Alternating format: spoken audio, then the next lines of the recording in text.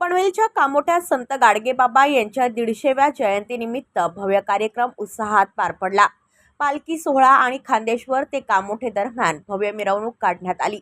यावेळी स्वच्छता अभियान राबवत नागरिकांना स्वच्छतेचा संदेश देण्यात आला।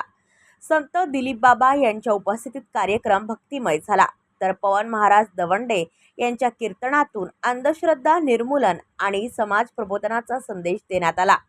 या सोहळ्याला आमदार बाळाराम पाटील, अशोकराव बारबदे, गजानन नागे, पुरुषोत्तम भुयार, उत्तमराव लोणारकर, विकास घरत, हॅपी सिंग, कुसुमताई म्हात्रे, बाईजा बारंगजे, शंकर म्हात्रे, राजाराम पुवा शेलार, डॉक्टर दत्तात्रय कदम, सुनील गोवारी, एकनाथ ठाकूर, प्रशांत देशमुख, अमोल ठाकूर, गौरव पोरवाल, DN यादव, अविनाश पाटील, अरुणाताई गावंडे यांसह अनेक मान्यवर उपस्थित होते।